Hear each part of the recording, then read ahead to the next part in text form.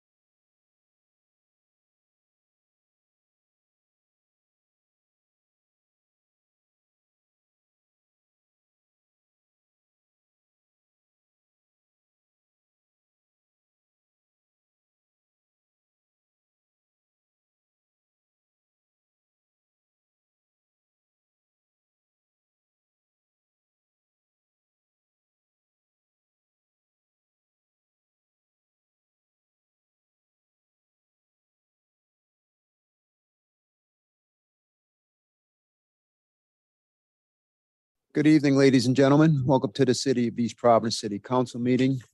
Again, today is Tuesday, October 18, 2022. May we all rise for the Pledge of Allegiance.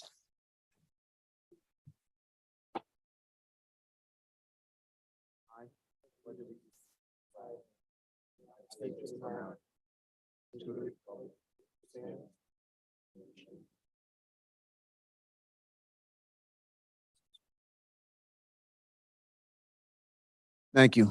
Deputy Clerk, may we start off with a roll call, please? Yes, sir. Councilman Cahoon,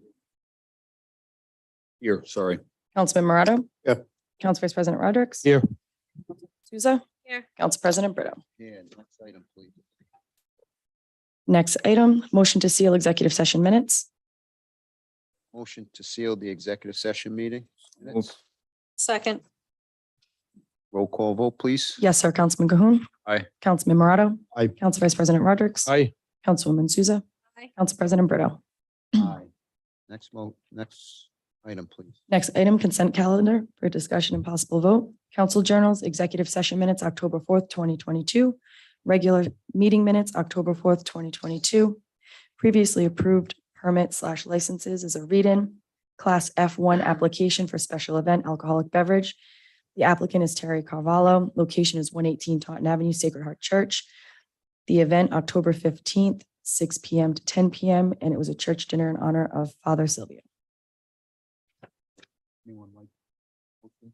Yeah, I move to approve. Second. Yes, sir. Councilman Cahoon. Aye. Councilman Morato. Aye. Council Vice President Rodrick. Aye. Councilwoman Souza. Council President Brito. Aye. Next item, please. Items. Next item, it's only two.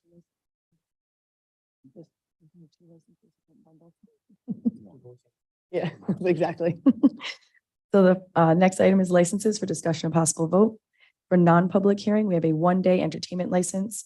This is a new one. The applicant is Cristino Espada, 40 Oak Avenue. The function is October 21st, 2022, from 7 p.m. to 12 a.m. And the type of entertainment is DJ. This is a non-public hearing. At the pleasure of the council, you have any questions, concerns? Deputy Clerk, you have all the paperwork that you need. We do. This is the Oak Avenue haunt in Riverside. Move to approve. And we have- Second. We have a motion in several seconds. Roll call vote, please. Yes, sir. Councilman Cahoon. Councilman Morato. Aye. Council Vice President Rodrick. Aye. Councilwoman Souza. Aye. Council President Brito. Aye. Next is a block party. Applicant is Rob Armstrong. It's 187 North Brow Street. The event is on October 23rd, 2022, from 11:30 a.m. to 2:30 p.m. And the streets to be closed will be Cross Street from Summit Street to North Brow. Have all their paperwork in? They do. At the pleasure of the council, anyone have any questions for the applicant? Move approval. Anyone like to second the approval? May we have a second? Clerk, may we have a vote? Yes, sir. Councilman Cahoon. Councilman Morato. Aye. Council Vice President Rodrick. Aye. Councilwoman Souza. Aye. Council President Brito. Aye, thank you. Those of you here for a license, you're all set with the license. The next is except for liquor. Next is public hearing licenses. This is a full liquor license. The applicant is A. Russell Spellman. The business name is The Incredible Food Company. And the business address is 1075 South Broadway, 02914. Have all the information in? That's everything required for the city. They do. Pleasure to council. Any questions? No questions. This is a public hearing. Anyone wishing to speak for or against this license?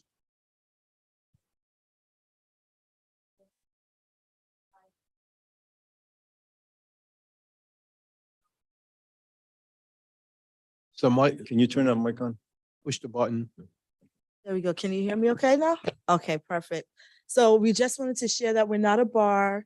We are, you think about Starbucks meets Chipotle, a fast casual restaurant, and we are offering cultural drinks such as we would like to offer sangria, coquito, a rum punch to complement our meals, but we're not a bar where people are going to be doing shots or partying all night. We have meeting space in there. So we're really just about really connecting with the community. It's not a bar. And I know some people are concerned about that, but that's not what we're doing. We're mainly going to be offering in the bar section like smoothies, ice cream, coffee, different things like that. And The latest we plan on being open is like 9:30, 10 o'clock. No later than that. So we're not gonna have a lot of people hanging out, drinking outside or anything like that. Sure. So we don't want anybody to feel like we are. Outside. Any questions from the council? So that's what I was just gonna ask. What are your business hours and when do you plan on opening? So we're planning on opening this Saturday. And our business hours, we're looking for 11:30 to about 9:30. But for our opening weekend, we are doing a grand opening from 1 to 5. I know they were concerned because they saw music on the flyers, but it's just a celebration to welcome us in the community together, but it's nothing past 5 o'clock. Any other further questions from the council? Again, this is a public hearing. Anyone wishing to speak for or against this license, this is the opportunity to approach the podium. Please approach the podium, sir. Can you just state your name for the record? Ronald Gomes, 1077 South Broadway. Mhm. I think they explained it thoroughly, but just to make sure this wouldn't morph into a nightclub venue, it would just stay with the liquor license as they were speaking about, describing how they would use the cultural type entity. So I don't know if they could answer that or how the process would be. I'm sure if you'd like to answer this question. Oh, yes, I was asking her if they knew Chipotle, but they said no. But so we're a fast casual restaurant. People are gonna come in, order their food. We have space if they would like to sit and eat for lunch or dinner. But most people we suspect are gonna go in and out to get their food. We will have an opportunity for people to have like business meetings or lunch meeting and things like that, but we're not a bar. Not a nightclub, no. The only dancing and music you're gonna hear outside is for the grand opening for just to celebrate that we've been in business for 9 years and we finally have a building. So Yeah, so they haven't come to the council for an entertainment license of any sort, so that would be, those are typically used for, parties or live music or DJs that would happen to be at tappers or taverns, and that's not what they're looking for. Did you invite your neighbors? Did you invite them? put Oh, okay. flyers around Oh, and great. things like that. And I think that's what scared them. Yeah. Well, you know what? You might get a complimentary. So,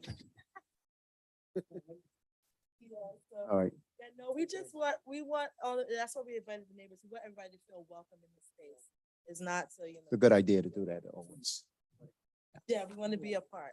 Okay. So again, this is a public hearing. Anyone wishing to speak for or against this license, please approach the podium. If not, public hearing is now closed and at the pleasure of the council.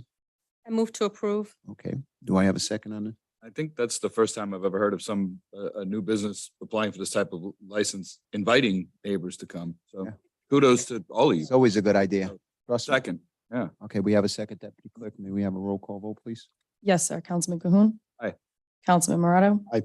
Council Vice President Rodrick. Aye. Councilwoman Souza. Council President Brito. Aye. Good luck. Enjoy the moment. Thank you. thank you all. Next item, please. The next item is going to be public comment. The first one is EPUF on the budget for the forester.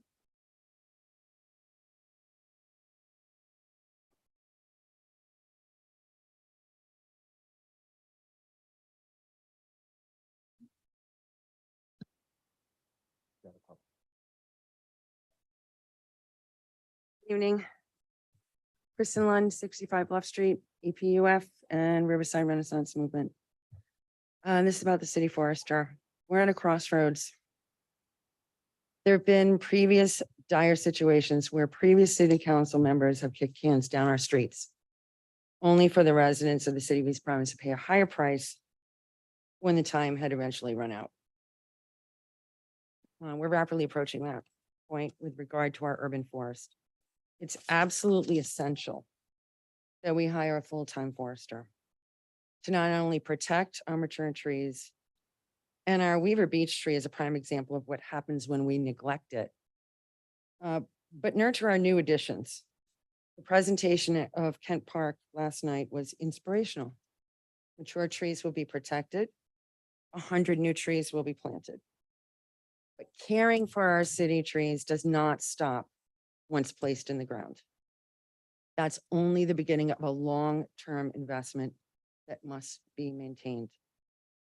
I believe Councilman Cahoon pointed out that we have over 700 acres of green space. 780 for my public, for my last check. Yeah. The mayor's dedicated to expanding our urban forest, but how can we possibly expect our Parks Department to properly care for our mature trees while taking on the very important new job and responsibility of our new plantings? We need a full-time dedicated specialist. This is about numbers. It's about science. It's about protecting our investment. And it's literally about the air that we breathe. Some may say we cannot afford to. At this point, we're on a crossroad where we cannot afford not to. We need one. Please vote for an urban forester. Thank you. Thank you. Is that it? Anyone else? There's one more. I apologize. I can't read Is that. it in? Kristen, maybe? Switched. Okay. Thank you.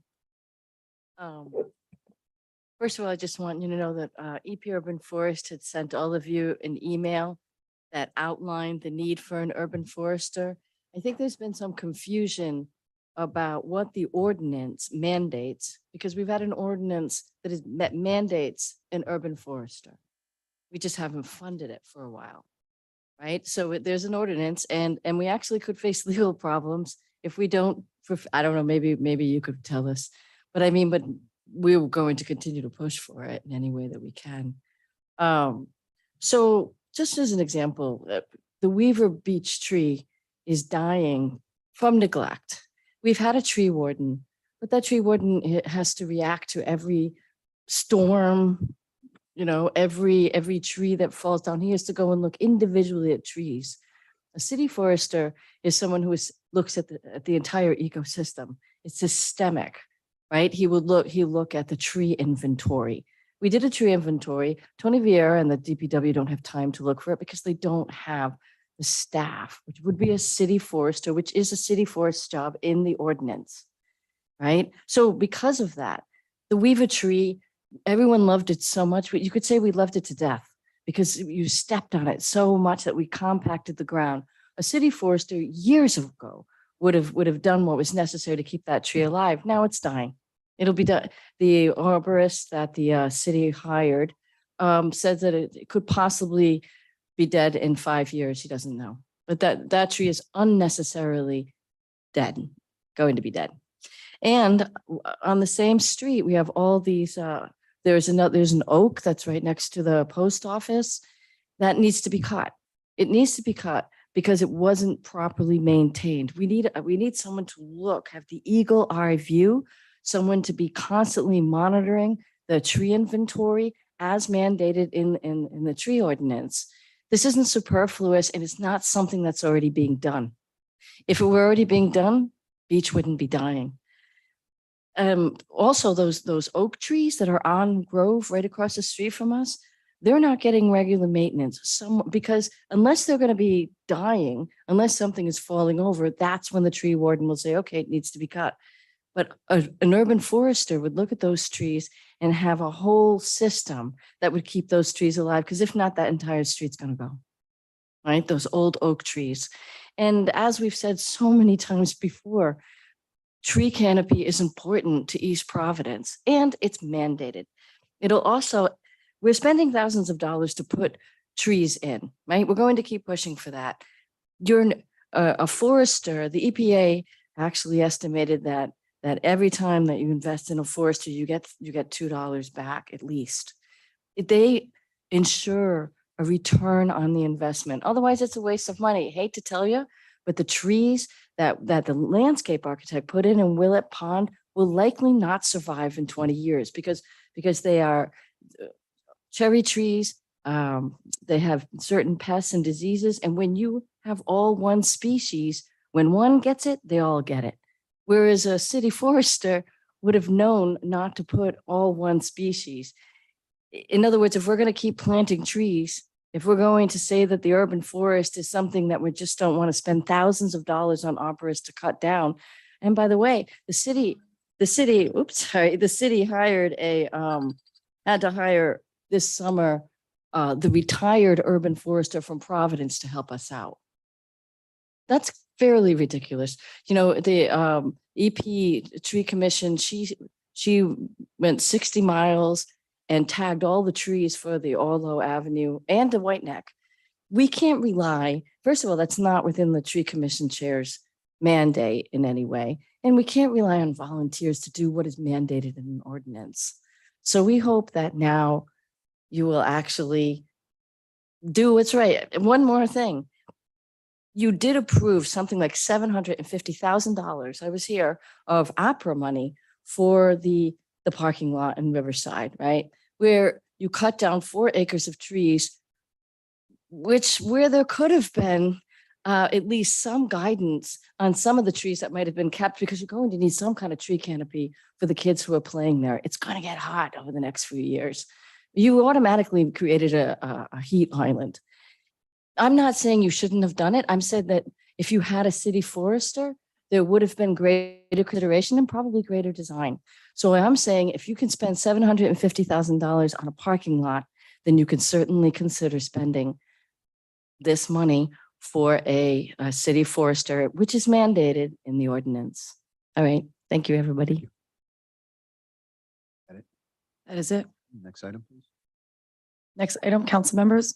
First is report on update and plan to alleviate Dewey Avenue area street flooding, update on any plans to also deal with the issue elsewhere in the city. Discussion, Council Vice President Rodrick. Thank you, Clerk, Mr. President. I'll be very brief on this. I just want to get back to the neighborhood, and I've asked through the mayor's office if Director Burns could speak to us briefly on an update. I've talked to the department. I know that there is a plan. We did hold a community meeting at Dewey Avenue whereby about 30 people came forward.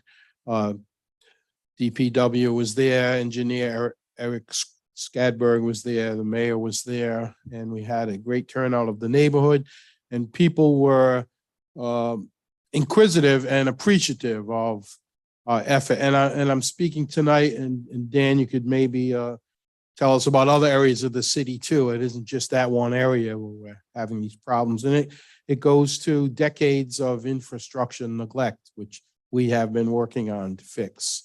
So if you could just briefly tell us where we are. Yeah, so as the council knows, I mean, we had some pretty historic fall this past summer that resulted in, quite a few areas in the city experiencing significant flooding issues. So as a result of those storms, what we've done to date is actually identified all those areas. And we're in the final steps of compiling linear foot quantities for all of the pipes in those affected areas, so that we can actually CCTV inspect as well as clean and jet some of these lines to determine, if there are deficiencies in some of the piping. So we're very close to going out to bid. I would imagine within the next week to 2 weeks, we should see a formal RFP out on the street for bidders to bid on for, sort of the first step, which is really identifying if we have any broken pipe underground or anything that needs to be repaired.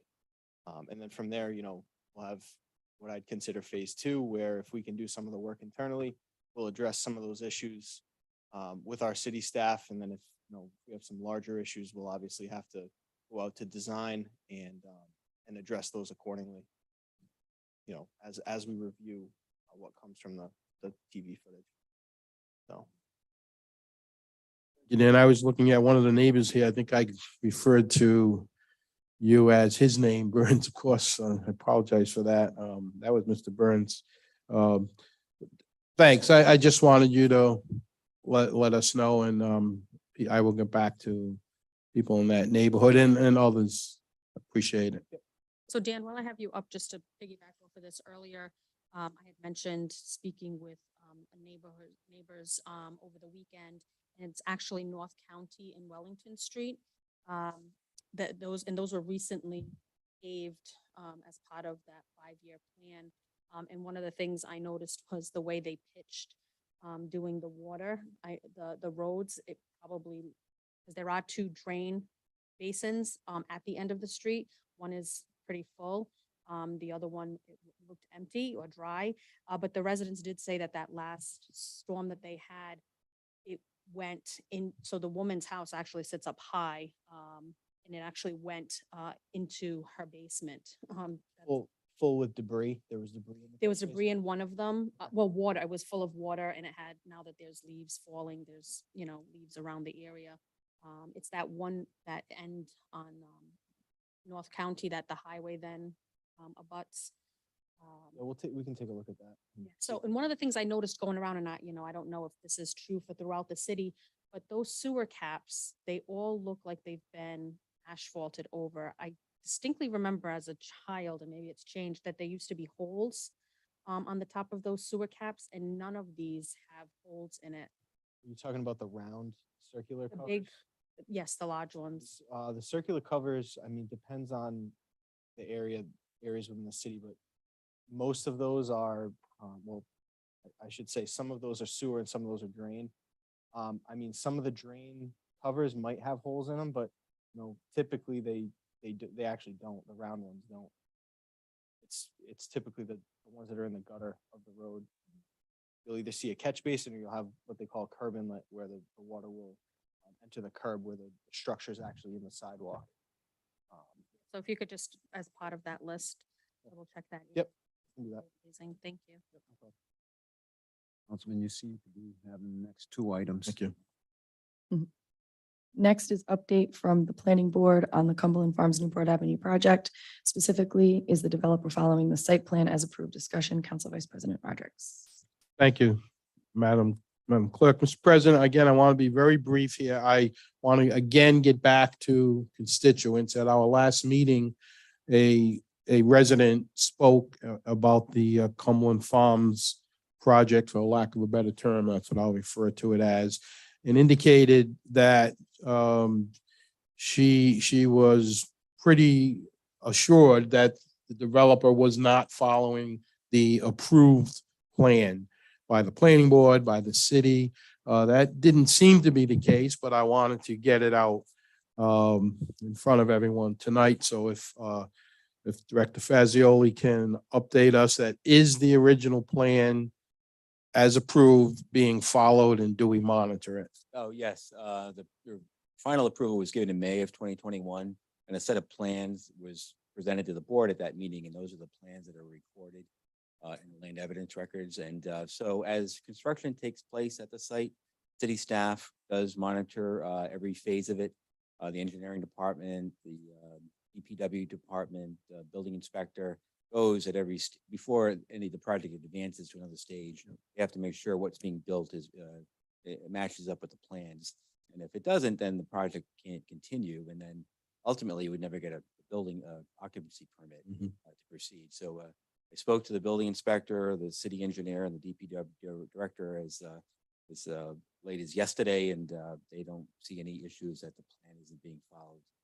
And specifically, the approved buffer of trees between, 30-foot buffer, yeah, that's still there, hasn't yeah, been. we were there actually in September of 2021 with the staff, with the crew that was working on Moore Street and then Pine Grove, and we measured the buffer. So you got to realize it's different entities that own different properties now. The property's been subdivided, so Cumberland Farms has their piece. AR Builders has their piece in the back and where the apartments are, but everything that is being built matches up with the plan. Okay, thank you. And I do have a synopsis of a plan. If anyone in the neighborhood wants to see some of this in writing, just get in touch with me, or I'm sure with the department. And thank you. In addition to the 30-foot buffer that is there, there's other vegetation, landscape that's going to be put in by the owner. It's going to as be well. over 100 different plantings when I mean, obviously during construction, things don't look great, but the landscaping plan that was submitted includes 50 new trees, a lot of other evergreens and shrubs and other plantings. So not just on the border, but also in the parking lot, and 20% of the parking lot is going to be shaded as well. All of the stormwater is treated on site. Nothing will be running off into the neighborhood. So it's been a lot of work in there to mitigate. Thank you. Next item, please. Next item, congratulations to Hennessy school teacher Emily Rendine on being the only Rhode Island teacher to receive the prestigious Milken Excellence in Education Award. It's an announcement by Council Vice President Rodrick. I would just ask that without objection, that the deputy clerk put together a letter that council president could sign, and that we send to Ms. Rendine at Hennessy School. Councilwoman Souza and I were there that day, sort of representing us here at the council, and it was a surprise to everyone there that Emily won the award, the only one in the United States, in Rhode Island. Let me back up. The only one in Rhode Island for the year, the first in the United States. And she received a $25,000 check in which she can use any way that she would like to. She indicated maybe she'll have a school-wide field trip or something, so she's planning on that. I didn't want to call her here tonight. Works hard enough during the day. I just thought we could have a letter sent to congratulate her. Well, not only a letter, Councilman, maybe a proclamation we all can sign, maybe at some point in Sure. time during the council meeting, you can acknowledge her during the council. Sure, maybe we could work on that proclamation then, and we could sign it the next meeting and pull off on the letter then. Yeah, I was going to suggest that. Thank you, Council President, for saying that. Yeah, we were really excited about it. The children at Hennessy were really excited. I know a couple of my nieces and nephews have had her as a teacher, and they absolutely love her. She does amazing things with the children. So East Providence is great for her service, along with the rest of the educators in our school system. I think they don't get recognized enough for all the hard work they do, and we really do appreciate every teacher that we have in our school system and the aides. So thank you for all the hard work that you guys do on a day-to-day basis. And lastly, just so people would know, this was the Milken Foundation. You can't apply for this. We cannot nominate somebody for this. They find out about you. They talk to your State Department of Education and others. And so it's a very prestigious award. So thank you all for listening. Thank you, Councilman. Next item, please. Next item, ordinance for first and final passage and second passage for discussion and possible vote.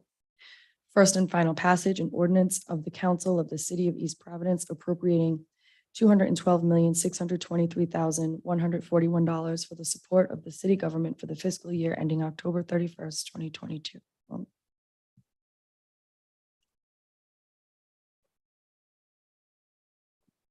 So just question that I want to make clear, the number that you just read that's published on the docket. That number reflects every adjustment that every council member has proposed to date. I think 3 of us have proposed something. So every single thing from DPW employees, we talked about the adjustment in the clerk's salary, to Councilwoman Souza, you proposed the salary for the forester. All of those things are reflected in that. I got a question on, so last meeting, we voted on those additional increases. And that was in ordinance form, correct? No. So aren't we supposed to vote on those increases at this meeting individually? You voted to advertise them at last meeting. Correct. Those were now advertised. It was those potential additions were added to the ordinance, that the original budget ordinance. And we rolled it into the total amount of the increase. You can have now you have to have a public hearing on all those increases, and you have an opportunity to vote them up or down, either in total or individually. We rolled it into the And those final number. individually be listed on the docket. Said it, no, because they were advertised. Excuse me one moment. We vote on them or up or down or just down? We've already went up, Well, you only We voted can't- to advertise. so we can't increase at this. You can't increase them. That's a Right, cap. You're so we capped. can't go up. We're Right, capped. you're Okay. capped at this amount. I think up Go or down down. just means. We can go down, we can't go up. Right. I just want to make that clear. It's open for discussion, and this is a public hearing. So it was a budget, excuse me, and I have what you voted on. These were budget amendments. So there was an amendment to the proposed, mayor's proposed budget.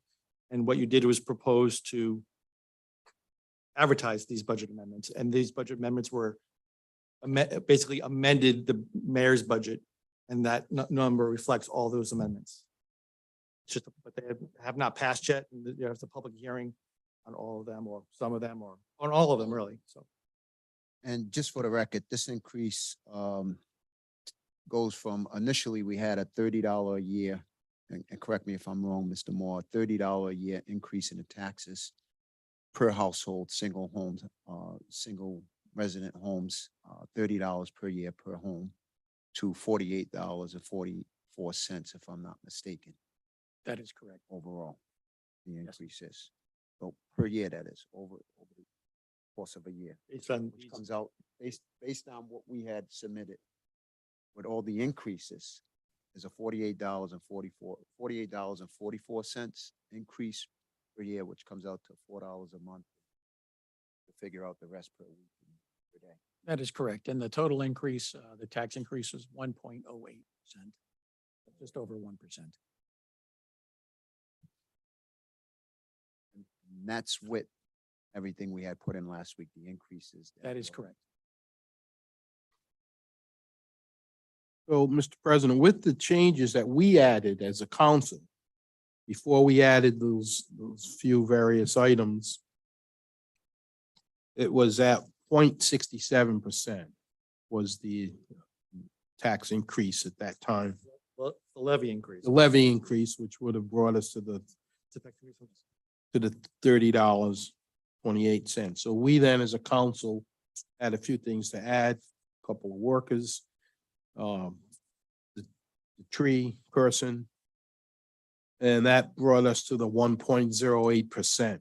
I see this as a very responsible budget, considering what we are doing in this community in light of a consumer price index, which is over 8%. And all the other various increases. I mean, you can't buy a bottle of water in the store without it going up in price. So I think we're keeping a quality of life in the city at a reasonable budget effort. We've certainly looked at just about every line item here. So it has my support. So again, this is a public hearing, so anyone wishing to speak their mind with respect to this budget, increase, decrease, however way you choose to speak, please approach your podium. And we as a council can have this discussion further as well. No one? Again, this is a public hearing. Anyone wishing to speak with respect to this budget ordinance, please approach your podium. If not, I will close public hearing and leave it at the pleasure for the council to discuss. Not for a vote at this moment, but to discuss. So there's only two items on the increases that I support.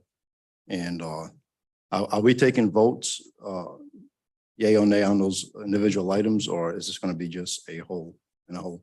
No, individual, if you like, however way, because I have some individual ones. So the reason why I'm only voting for two items, it's going to be the increase of the clerk salary back to restoring it back to 70,000 and the tree warden. Not that I disagree with the other items. However, Councilman Cahoon, your items that you put on there, the batting cages, I specifically asked if that was going to be taken out of the current unencumbered capital funds, and that was the answer. It was a yes. Yes. However, it's going to be in the new budget, which is increasing it and adding to the budget. Am I correct? It's from the same capital pool that everything else comes from. It's going to be increased in the new budget. No, because it's coming from capital. So it's from the capital. So what I asked for was 50,000 for the library. Correct. 50,000 for the batting cages specifically at Pierce Field. From this new budget that's going to be approved tonight. This year's capital. So how does that, but it's adding to that bottom line of the 754, correct?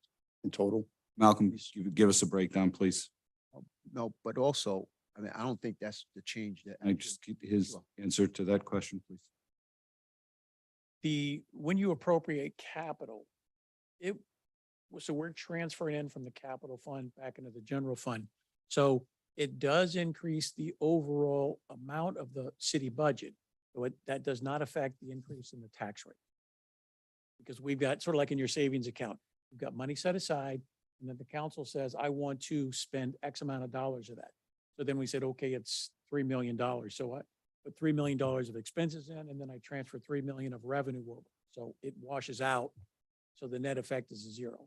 So to use a simple analogy, it's essentially taking from a savings account and saying that that's going into it's going into our revenue, and it's also going into our expenditures, because it's revenue from the capital, it's expenditures out.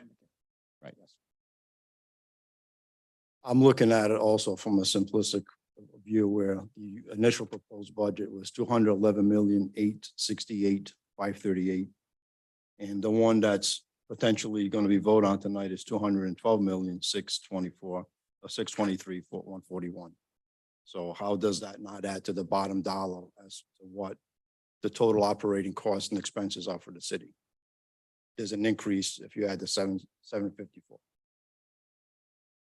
That is, the total budget did increase. However, of I that. get what you're saying, but either way, it still comes out of taxpayers' dollars, correct? It's still their money. The increase has to come from somewhere. Right, but that increase is, so when the general fund, what happens is at the end of every year, we're supposed to have $1.5 million approximately left over that goes into capital. So that's what happens is we put money aside. So that money's already set over there. So that's actually prior taxes. So that you taxed them per the charter. We've got $1.5 million that goes over there. So it's just a matter of the money's already been taxed. It's sitting over there in cash. So it's just a matter of how much do you want to appropriate this year? Make sense? Correct me if I'm wrong, that over there is the rainy day fund No, there's that you're putting into capital, the 1.5 you're putting into capital. so it goes into, originally that would go into the rainy day fund. Right. Till the rainy day fund gets to about 14 million. Right. So anything over 14 million then really comes out of the rainy day fund and it's kind of put into the rainy day capital fund. It comes, yeah, it essentially goes from 1.5 over to the rainy day fund. It exceeds the 14 million, anything over the $14 million we can use as a capital expenditure, Correct. as we've done in the past for roads and other projects that we've done.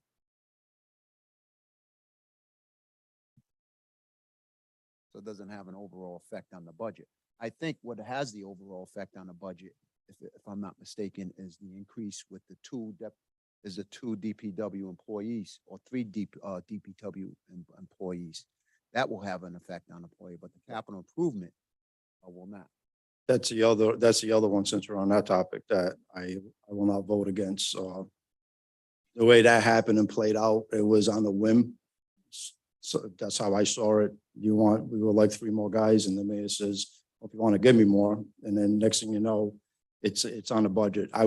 Not that I'm against increasing the Parks Department, but I would really like to have an in-depth discussion as to what the needs are and why we need before we commit to 3 more employees full-time that's, attached with pensions, medical contributions and everything else that's attached to that. Yep, So- happy to do that tonight if you want to have that discussion. And I'll tell you why I settled on the number 3. What the DEM recommends for parks workers is a ratio of about 1 worker per 30 acres. We are with 780 public acres and essentially 7 full-time workers. We're looking at a ratio of about 1 to 100.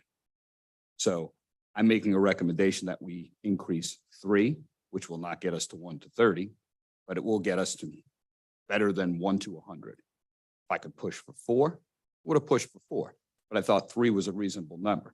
What the amount that's associated with that of 225,000 for 3 assumes entry-level workers starting at a salary of about 50,000 and assumes a family medical plan and benefits of about 25. So 3 times 75 comes out to 225. The Parks Department, the upkeep and maintenance were never an issue in years past. And it seems that now for some reason or another, and I know we've heard that there were two people out on injury recently, but did put them behind.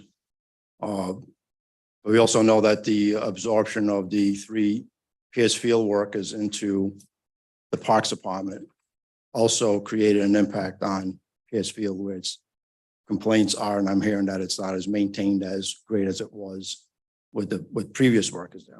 Now, I'm knocking down the Parks Department, whether they're short or not. I don't know. Maybe it's a scheduling issue. Maybe, I don't know what the circumstances are.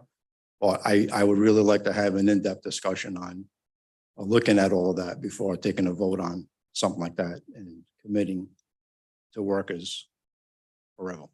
And I would advance that our opportunity for that in-depth discussion was over the last month when we've been having workshops. That discussion on the Parks Department popped up during that docket item, which was Parks Department. And that was the first discussion we've had on that. And that was the only discussion we've had on the Parks Department. So in fairness, Several discussions on that. other than the budget discussions, that's the only time I remember talking about Parks Department. So I think I know where we're going, and I'm going to go ahead and make a motion to approve the ordinance of the City of East Providence budget appropriating $212,623,141. I'm not, Councilman Cahoon, that's very I'd like to finish disrespectful. my- I'd like That's to very finish my motion. disrespectful. I am not done yet. No, I'm making a motion, I am not done yet. Mr. President. We're still having a discussion here on this budget. You already have your 3 votes. I don't. But I still want to What put votes? I want to put my points across, all right? And I'm still in the middle of discussion. So do not cut me off. I am not done yet. I'm advancing a motion. At which point, if there's. I am still Point of order, discussing my Mr. points. President, I am still discussing my point. and you will No have an motion yet. opportunity to continue. President has not called for a motion yet. Doesn't need to call for a Okay. motion. I can make a motion at any I know the time. rules also. The councilman can make. Well, a you don't know motion, that and then one. We can have follow up with the discussion. Doesn't necessarily mean we have to vote right away, but we can follow up with the discussion. Councilman Cahoon. I'd like to repeat the motion in full. I move to approve an ordinance of the council of the City of East Providence appropriating $212,623,141 for the support of the city government for the fiscal year ending October 31st, 2022. Per my understanding of the rules, there must now be a second for us to have a discussion. If there is not a second, that motion dies. Am I incorrect? Mr. Solicitor? No. Okay. But before we, I just want to make one thing, because you're requesting a 212,623,141,000. There was a discussion prior to this to eliminate, or not so much eliminate, but to decrease the clerk's office position from 84,000 to 70,000. So would that number follow through? No, so let me just, Will that number? so let me explain what the procedure should be. So there's a motion on the floor to approve the budget number as stated. If it's seconded, there'll be discussion on it. To the extent that a council member wants to reduce that number, then the motion would be to amend the motion on the floor to reduce the total number to reflect those individual changes that you just talked about. So, So an event that someone seconded, and then we have the discussion. right, so there would be a motion, Second. second, discussion. Someone can make a motion to amend his number, to decrease it. Councilman wants to follow. That's right. That's the opportunity to do so. That's the procedure. That's the procedure we follow. So can we vote on those items individually? Yea or nay? Is you make a motion to reduce Okay. in each individually if you want to. You can do it as a group, whatever you want to do. It's up to you how you guys to do Well, that. unless there's no second, then Unless there's no second, right? then that motion dies. Right, correct. So with parliamentary procedure, as I understand it's correct, I would second Councilman Cahoon's motion. So now the Now the discussion is on the discussion. budget ordinance as amended which includes all your changes. And if now someone wants to reduce that total number, they can make a motion to reduce that total number by a certain amount. So the councilman has, Morado has further on, he wants to further his discussion on at this point. So this would be the further his discussion now. Well, we are gonna I can make a motion on those separate items to take a vote to reduce that number, okay? I don't have that list in front of me. I'm only going off of memory, so I don't know what each. Yes, I would like. If you want, let me know. I want to hold on to these because I need these for the record, but I will be happy with I will let you know. What are you looking for? What number are you looking for, sir? The Parks Department, we're taking a vote on all of them or just the ones I want? Up to you. Can I see that list, please? These are ordinances. These are amendments to the ordinance. I need those back. So Malcolm, can you tell us so the percentage of the increase, is that solely based on, because I think one of the things that is a little confusing is the two numbers, right? So in that 700, About 400, I believe, is capital. so the breakdown, right? And so the 300, 400 is capital, which doesn't affect the tax rate. Right. The 300,000 or 350, or whatever the number was, I think they came up to an extra 0.4%. Cover that.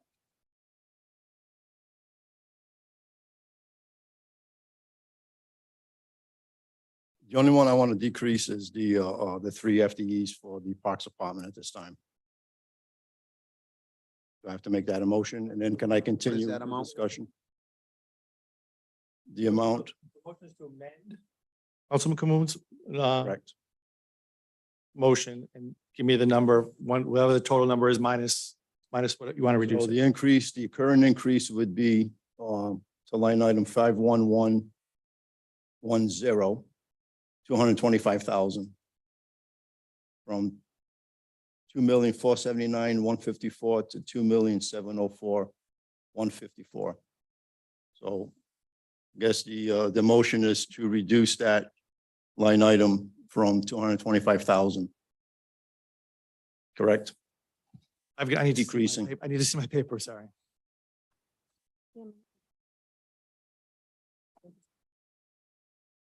Yeah.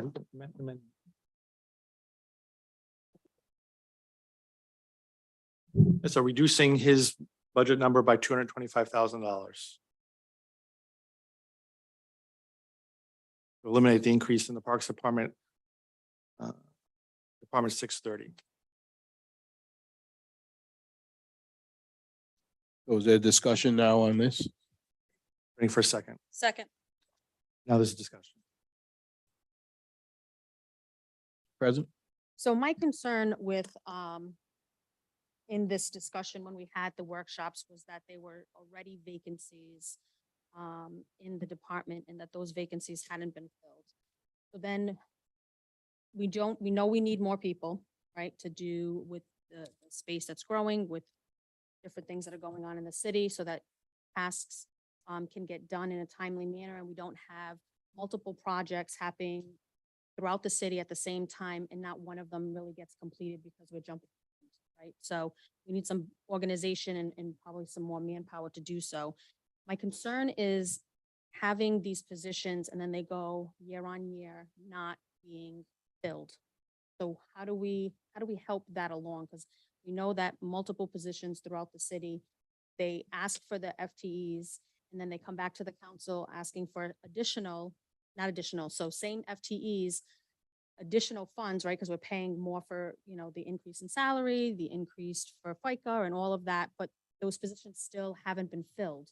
So say we have a department that has 50 employees, they're really in place only 45, but year on year end, we're still paying or budgeting for those 50 with nobody filling those holes. So what's in my mind, I'm thinking, where's the extra money going in the general fund and where's it being accounted for? I don't think that I'll get an answer for that, but I'm just, those are some of the thought processes on the increases year to year in these departments that aren't fully staffed. They're increasing in budget year to year, but we're not getting the service for what we're increasing as a community. Councilwoman, what budget is increase the employees? I thought it was pretty much stagnant this year. No, they're all the same, but we haven't been filling them year to year. So for instance, the fire department, it has FTEs for so many, but only so many come out of the recruitment and then get put into the fire department, but we still have a negative. You know what I'm saying? Like the police So department. if you're saying we have an academy and we're looking to hire 20, but yet we have academy for 15, and then Right. we funded 20, but we actually have 15. On the, I can speak to some of that, please. Pleasure of the council. So for police and fire, I know that a lot over the last years, we have not budgeted them at full strength. I think the police has to have 102 or 3, I think, is what we. I mean, the police and fire isn't really a good example because those are things that, you know, you have to go through an academy, you have to pass it. It's not the same as, say, the water department or, you know, planning department or parks and highways. Those, you know, those positions don't require, go through a vetting process. People apply, people get interviewed, people get hired. Not as intense as something like a fire and police. We'll use DPW because that's the largest one, highway after police and fire. There's usually a few vacancies in there that haven't been filled or they're out injured and so that money at the end of the year would fall into the fund balance or the rainy day fund. And then if it's over the threshold of 14 million, then it would go to capital. So right now, any of those surpluses in either department due to vacancies would really roll into capital for the following year. So would that be part of that 1.5 million that you had discussed earlier? It actually should be above and beyond that. If in the budget, let's just say we had $100 million budget of revenue, we budget 98.5 million of expenses. So if everything comes out perfect, we will have 1.5 million to go over, which would roll into capital. So these extra savings would increase that 1.5 to maybe 2 million. That's assuming all the revenue comes in. I know that we've, because of COVID with the library fines and recreation and some of those, I know revenues are down a little bit. So you'd have to take the revenue and some of the expenses into consideration. So we voted, in past meetings to increase the city's park space behind Riverside Middle School, the new field that we're installing with ARPA funds. We have a DEM grant coming to Kent Park, which is going to increase the amount of work that needs to be done over there. We have 9 to 10 acres. I forget what the number is, 9.062 acres being deeded to the city at Metacomet. And I'm making the case that we don't have enough personnel now.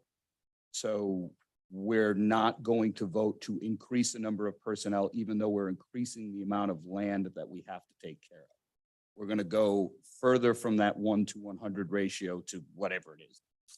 So I don't know how that makes the least bit of sense. And I don't know how an argument about unfilled positions really pertains to DPW or these 3 positions. I mean, the best way to make sure that a position is not filled is to not fund it in the first place.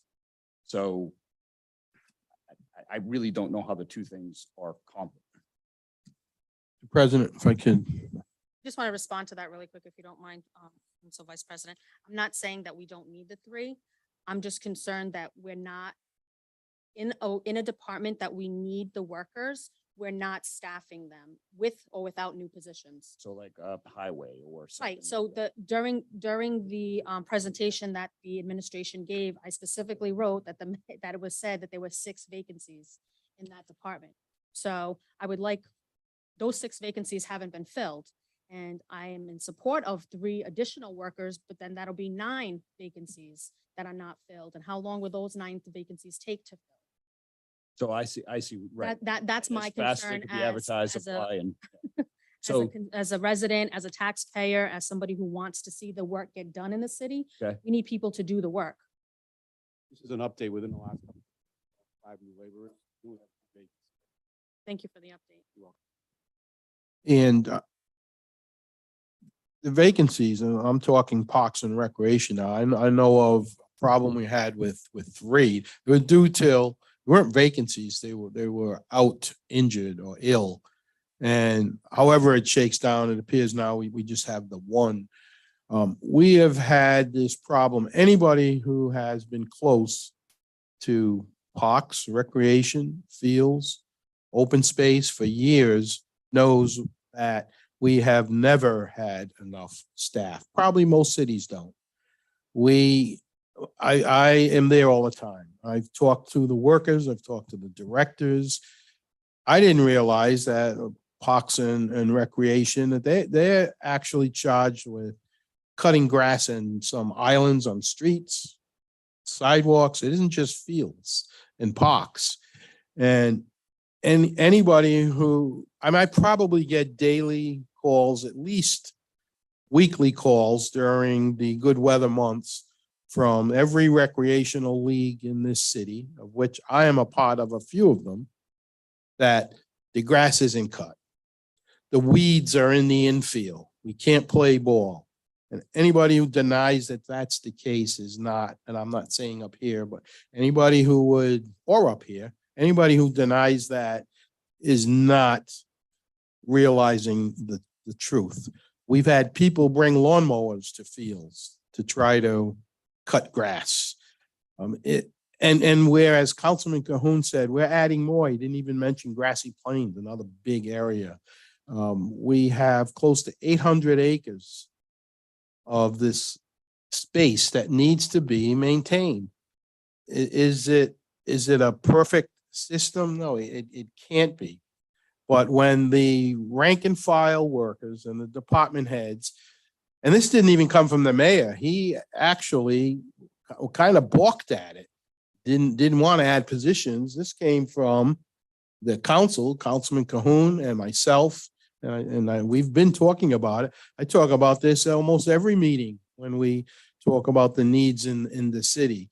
Police and fire are a little different. You have to budget for certain amounts, and then if you can't fill the jobs, you can't fill them, but you suppose you do. You need the budget for it. So you can't say that, we're not filling some jobs. We have to be prepared. They can't get workers in the dollar stores. Never mind our own parks and recreation. So number one, the premise is it's hard to get workers anywhere these days. We still have to have responsible budgeting. And we're at a point where we're about to lose. We've already been losing some of these open spaces. And if you don't think parks and recreation are important to the citizens of this city, just come to a ball field on any given night and see the numbers of people who are there. So Councilman Morado is right. We want to discuss it, but I think we've discussed it a bit, and that's what we're here for tonight. I see a major need to put 3 workers on the ground. Talk about boots on the ground. That's minimal to keep the quality or improve the quality of our parks and recreations. If this doesn't happen, then next year when I get those calls, there's not going to be much we can do about it. And we have been, when I first ran, and we were hoping this wouldn't belabor the evening, but I'm here now and I'm not going until I get this out. Maybe the Yankees won already, so no rush to go home. You're a Red Sox fan. One of the biggest reasons I ran for office, and I came before this council as a candidate, President Brito, Councilman Souza were here, you may remember that night. And I said that Pierce Stadium was falling apart. And it had been starting for years. Close to the baseball scene as I am, when a lot of the coaches and the kids and the parents see me now running council and they say, hey, look at this. Are you going to do something about this if you get on? The backstop on the bottom was curled up. The metal spikes were exposed. So anybody sliding into that area, running back towards that area could have been hurt very badly. And we're getting hurt. The public address system in both the football stadium and the baseball stadium did not work, were broken. Neither did the scoreboards in either field. When we had a high school game there, the high school athletic department had to rent a scoreboard about the size of this monitor behind me, stick it on a table in the end zone, which nobody could really see. That was the scoreboard. We got elected. I went to the mayor And at that time, I think the Piercefield superintendent was retiring, new person was in.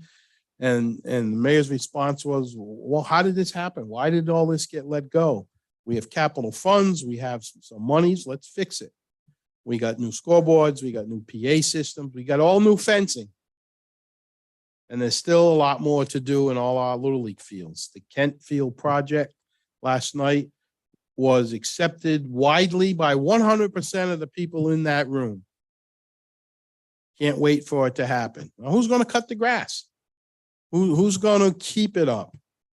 Who's going to watch and take care of the trees that we all want to keep? So we're going to not put on 3 pucks, people, because of an ideology that we're going to argue about. That's, and I could go on and on. That's why I would support that.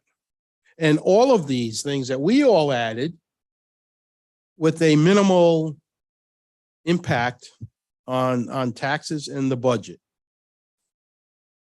I don't want to see the quality of life drift away in this city, and we're very close to that point. Depending on how the night goes, Mr. President, I'll have more to say, but that's about it for now. Thank you, Councilman. I'll be real quick. Initially, I had no intentions, and coming in here this evening, had no intentions of funding the 3 additional workers that you had, but you gave me 2 valid reasons why I should. I'd like to give you one more when you're done. Okay. Hold that thought then for a moment. I never took into consideration the DEM requirements, the ratio between employees and acres that we have. Never took that into consideration, number 1. And number 2, never really thought about the 9.06 acres that we had received from Metacomet that was deeded over to the city. 9.6 acres, a lot of acres, folks, a lot of acres to add to our open space that we have. And people continue to talk about that we don't have enough of here in the city. We have to maintain these acres. We have to maintain these open spaces as well. So again, I had absolutely no intentions. You came with valid reasons why we should hire those 3. I was going to vote against it, and that's the reason why I brought it up. And I talked about, we talk about the expenditures with respect to the increase in the budget. But again, I had no intentions of voting for it, but you gave me 2 valid reasons. And if you got a 3rd one, I'm more than happy to listen to that 3rd one as well. We all know the conditions of the parks that we had throughout the summertime, all fields that we had. Very difficult and tough for the city to maintain over the last year plus. And I think now with this 9.6 acres that was deeded over to the city, I think we're going to need employees for that. So, but again, I want to make it clear, and I had some reservations early on when you had talked about this, and I made it clear that I had some reservations about hiring additional workers, and that's why I asked about how many did we have last year versus the amount that we have this year, and I think the number was 48, and it's going to be increased now to what, 51. And so I see, and I understand that there was, guys who were out sick, but we're also inheriting 9.06, if I'm not mistaken, acres of land that needs to be taken care of. And if we are having a hard time now, you can only imagine when we add this to our portfolio, what it's going to be like next year and the years to come. My last piece of rationale, Mr. President, there's Kent Heights Park is going to get, or Kent Field, as you call it, it's going to get attention. That's great. To take a look at some of our parks that get less attention, I want to focus specifically on Saving Point. So a couple of weeks ago, I had an opportunity to participate in a Save the Bay event. They go down, they clean up trash, all volunteers. And God bless them for doing it, right? But that group pulled 8 needles out of that beach, 8 needles, right? And this was within days of Verizon having hosted another volunteer cleanup on that same beach. I spent an hour and a half or 2 hours there, and I collected 9 pounds of broken glass on the beach. 9 pounds in 2 hours. And I could have spent all day collecting broken glass. So why does broken glass and needles accumulate there? And it's because people who go down there to drink and break bottles or to use intravenous drugs know that they can go there and get away with it. They know that they can go there because it's hidden. And it's hidden because it's unkempt. And this is what you find with parks in cities. Those parks that are kept up, people don't go there to do those types of things. Parks that are allowed to run riot a little bit attract that kind of element. There are kids playing on a basketball court, literally 25 feet from where people are pulling needles out of the grass. It's a recipe for disaster. And we can't afford 3 more people to take care of our parks. I think that's crazy. Floor is up, open for discussion on the amendment.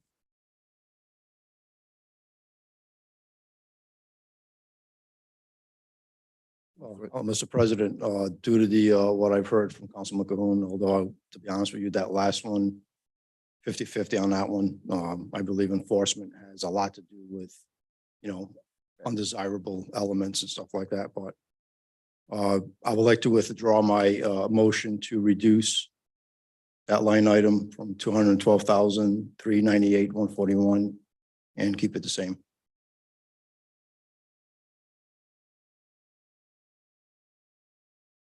Correct. I consent to the withdrawal.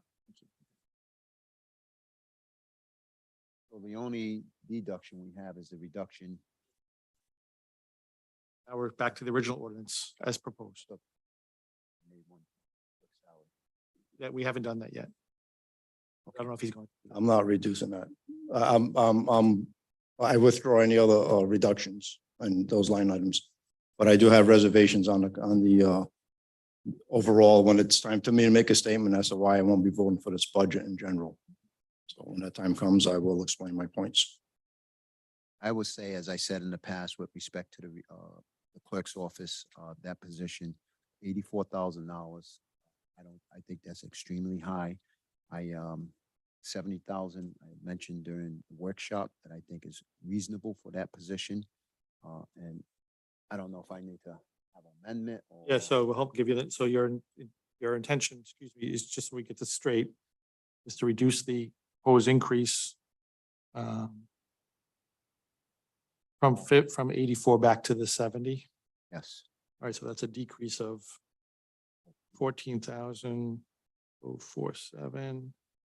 So that would reduce the total budget ordinance. It would reduce the total budget ordinance by 14,047 for total reduction for the total amendment budget of 212,609,094. Sure.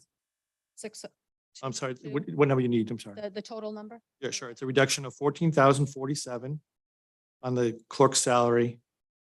And it would reduce the total appropriation to 212,609,094. Thank you. You're welcome. That's the amendment. Yes. So you're saying to just bring it down to 70 instead of the 84. I second that motion. Who made the motion? Council President. And Council President. I don't think the you can motion? make the motion. You didn't? Make a motion. I make a motion to decrease the clerk's salary by $47. $47 for a new total budget of 212,609,094.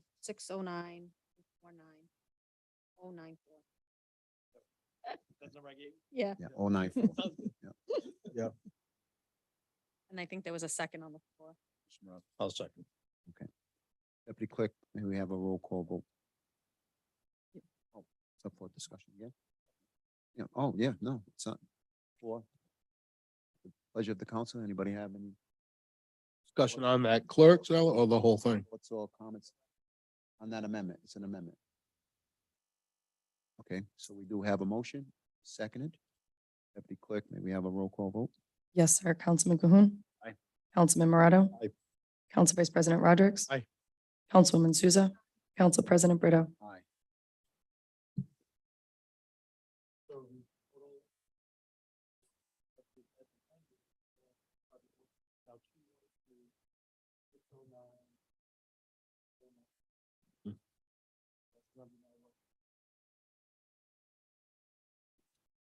Malcolm, and I'm sure not tonight, but next couple of days, you could recalculate the percentages. Yes. I mean, that'll only be 5 cents or 8 cents. Yeah, it's minimal. It's not worth. So just to repeat, that total number was $212,000,000, $609,094. So the appropriate motion, if that's the number you're stuck with, not stuck with, if that's the number you want, that would be to approve that ordinance as amended.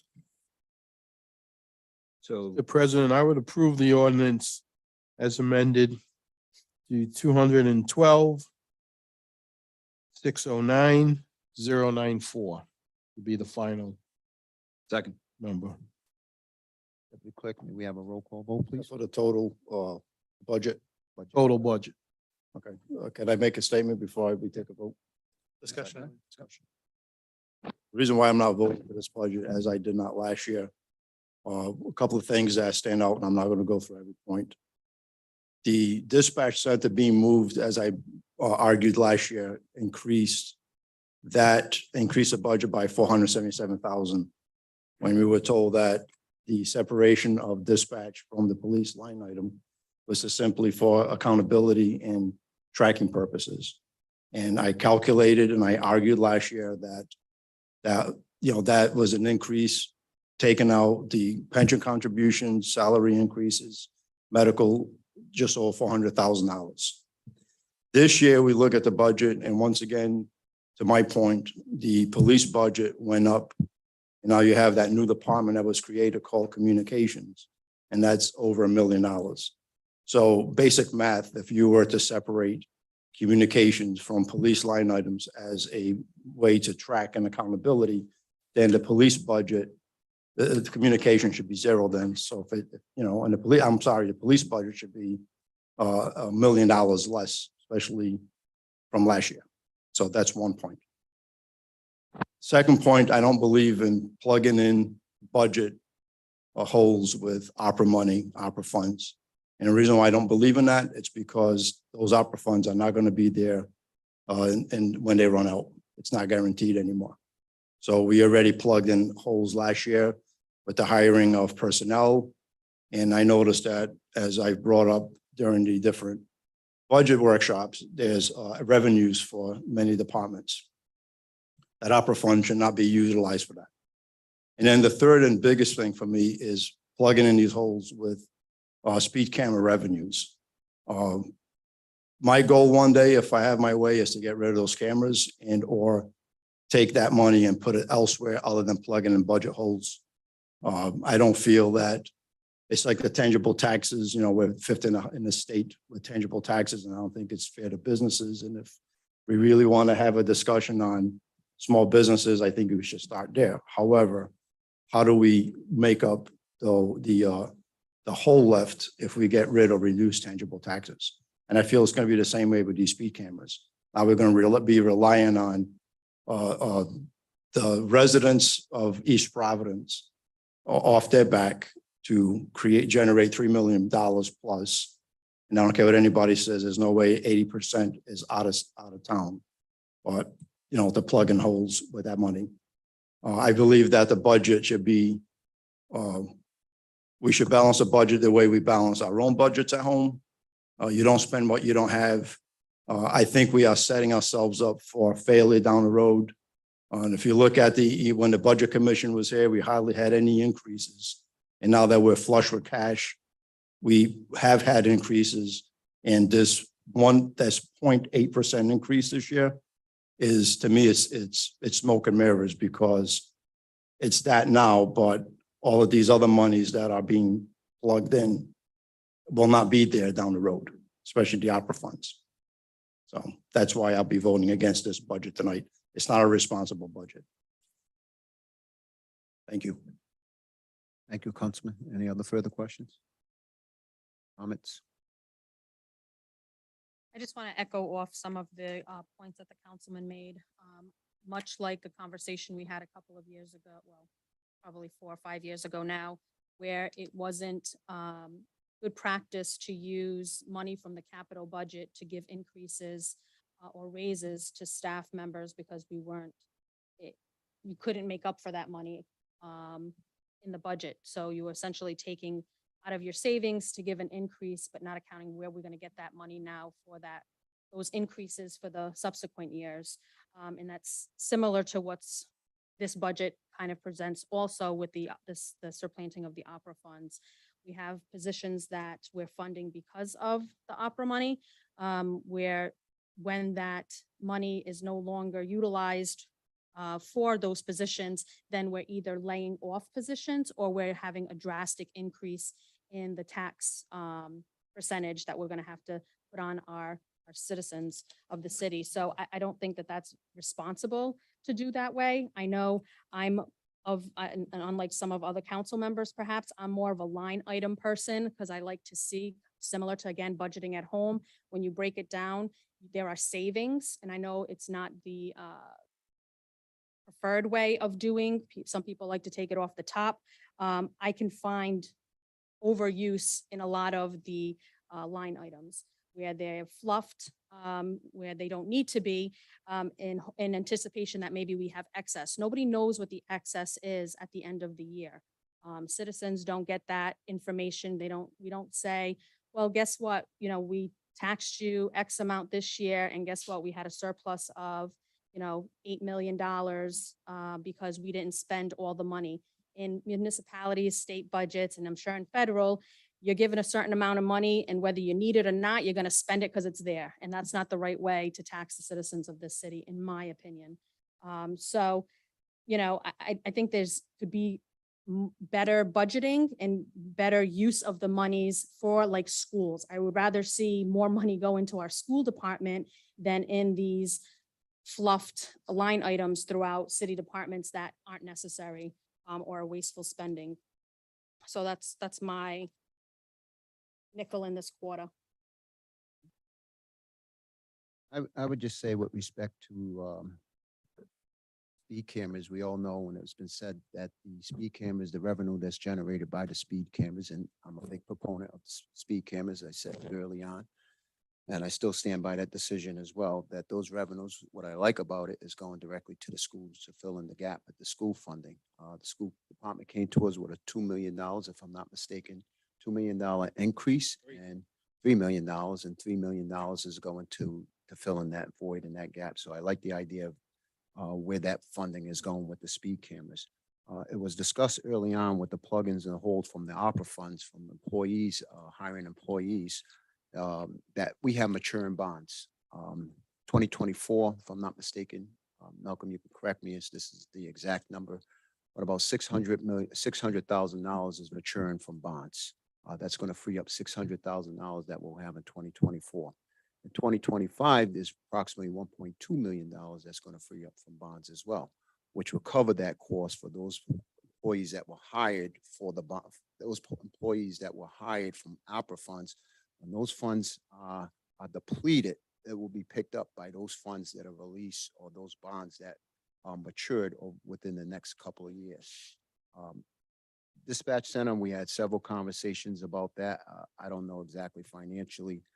I thought, it was just a move over. I didn't realize it was a cost of $477,000. It was never discussed that it was a $477,000 increase to that dispatch center for that. So I don't know where that number came from, but that's why I'm in favor of this proposal here, or this ordinance, I should say, and appropriated the $212 million is because those holes, although they were plugged in with ARPA funds, they will be covered by maturing notes, and the speed camera funds primarily, and more particular, is that it's generated in front of schools. Positive speeding, that money is going directly to the schools to fill in that $3 million increase that we owe, or at least that most of us approved for funding for the school department. Council President, if I may, I understand the thought process behind the matured funds, but we do have on our heels a ballot question to appropriate or to take out additional bonds for our middle school for Waddington. Now, it's not going to be a process like high school where it was kind of done quickly, or not quickly, but in a shorter amount of time. This process will go out in phases, so it'll be multiple years. to my knowledge, though, we'll have to be paying on those bonds that we take in those phases. So the city's, some of that bond money that's now going to become available is more than likely going to have to go towards paying the interest note on the bonds that, if approved by the voters, will have to pay, if not in addition to that money. So we don't even know what that amount of money that we're going to have to pay in interest, or how much we're going to be taking out in increments. So to say that the money that's being freed up from matured bonds is going to cover positions, I think at best it might cover the bond payments or interest payments that we're going to be looking to pay on the bonds that we're going to take out for our new middle school repairs. Yeah, that's an understatement that I said by having those bond payments, the mature notes on the bonds. I mean, if we're looking at the city, how many employees did we hire under the ARPA funding? 3? It's going to cost the city, what, $100,000? How much will it cost the There city? was, under the ARPA funds, you were allowed to bring back positions you hadn't filled. And there were some dispatchers, there was some police.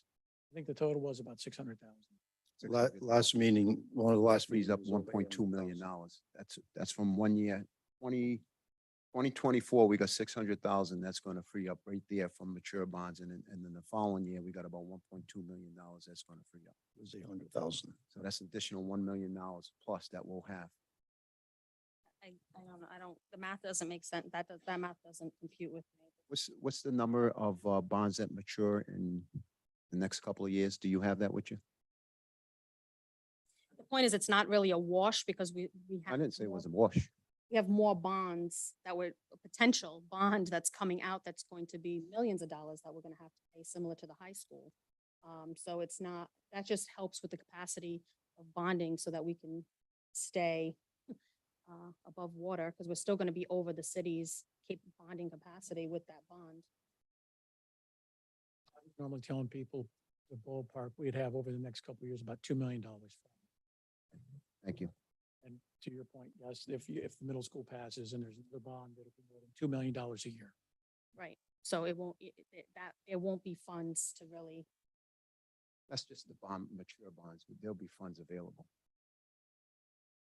Yeah, through tax increases and maybe cost cutting spending in other areas, we can find a way to pay those bills. Sure, but let's look at a couple of elements that I think are important, that are often underrated or underevaluated when we look at budgets, right? We have a 3.5% increase cap year on year on the levy. We cannot, by charter, increase it more than 3.5%. Even if we could, we couldn't increase it by more than 4% for state law, right? So we're limited.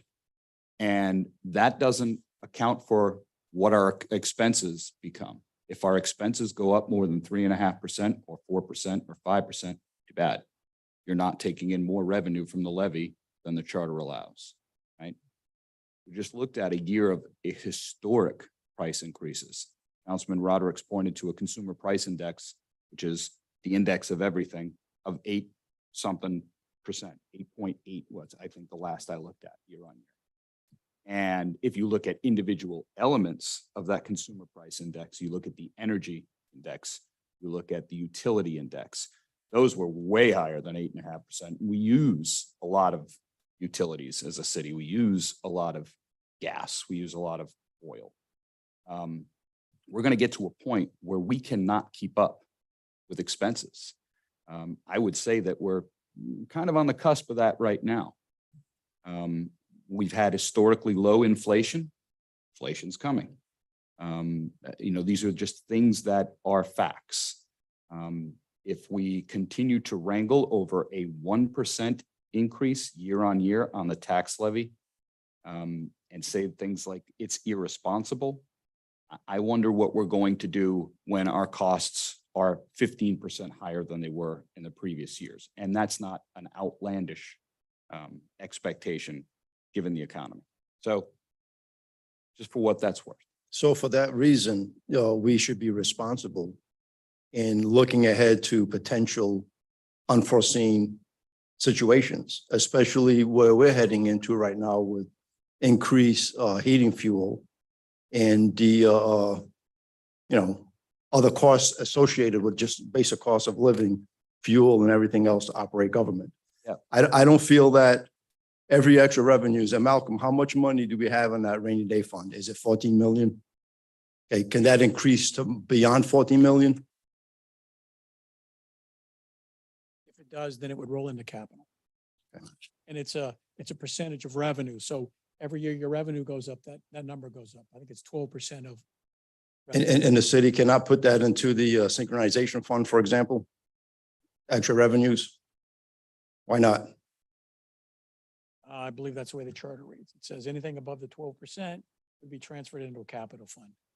I've never seen that in the charter. I would like you to point that out for me because how I read in the charter is that 1% of whatever tax revenues, at least 1% will go into capital, which my feeling should be 1%. It shouldn't be at least. And we've had these discussions for the past 3 budget seasons before that. And my question has always been, why can't we put additional revenues into some other account? Why does it have to go, every single penny of additional revenues have to go into capital? And so we do have, we have other funds. We have the rainy day fund. We have the synchronization fund. Why can't it go into one of those funds? We no longer have the sync fund. That's been eliminated. Well, from my understanding was 13 million, though previous council took out 10. Previous, and then the charter voted. When- There was a vote on that to eliminate it. Right. And so when they decided not to do the synchronization, it rolled into capital. And that was all done. You'd have to look at the budget under I think it's the last section under budget. So that can be brought back by ordinance again, correct? Synchronization fund. How does that, how it wasn't put into place by ordinance, right? I'm assuming. The ordinance still stands, right? Did we dissolve the ordinance? That was dissolved. So it can be Term. brought back by ordinance. Was dissolved and the money was divided into capital and what else was it divided? It would have filled up the rainy day bucket The first, rainy day. then anything over and above that rolled into capital. So that's like of the 13 million or something, they took 10 million out to do roads. Correct. Where'd the other 3 million go? It was sitting over there. Like you periodically, you see how much money was left over. Is it still there? Yes. So the account's still open then? It hasn't been dissolved. Well, no, the 3 million is rolled into capital. It's just sitting there. My point is, again, not to get into the weeds with ordinances and such. I feel that we should be conservative when it comes to our budget, when our taxpayer dollars. We do not have to put every single penny into capital. We can put these monies into funds like a rainy day fund, synchronization fund, which can always be utilized for other things through council, as we did with the roads. And we just need to control our spending. This budget is, to me, a bunch of smoke and mirrors, and we're kicking the can down the road. And we're going to be paying for last year's budget, this year's budget, which, by the way, was 800,000 from you, Malcolm, a couple of meetings ago. That's what it cost ARPA, for those additional employees, $800,000. And that's not counting medical and other contributions that go along with each position. So again, this is But we'll also not factor into this conversation of new revenue growth in the city as well. I mean, just the Newport Avenue development alone is projected to bring in $300,000 a year plus. we also have, Councilman Riddle, we also have a lot of infrastructure that needs repairs. And that's the reason why I wanted to know about the ARPA funds as far as our sewer infrastructure. And we all seen, 2 presentations, and it's in dire need right now, and that's going to cost us millions of dollars. Items like that, the money has to come from somewhere. It comes from the taxpayers, That money's coming from the opera, which is. not all of it. And it's just gonna barely, the money that's being allocated, even if you were to put all of the opera money into that, I think it would just put a dent into that project. It's just millions and millions of dollars. It's a fraction. I would like to see more go to it. Since we have that opportunity, we'll never have that opportunity again. And I really don't want to see bonds being taken out at this point with the potential for, 148. No, and I agree with you on that. I don't want to see additional bonds, especially when we do have that ARPA fund account. I mean, we got 28, we had that discussion last council meeting, $28 million. is going to be divvied up for a lot of it, or most of it is to infrastructure project, and one of it is, underground, which we won't see, that you discussed in the last meeting, which is great.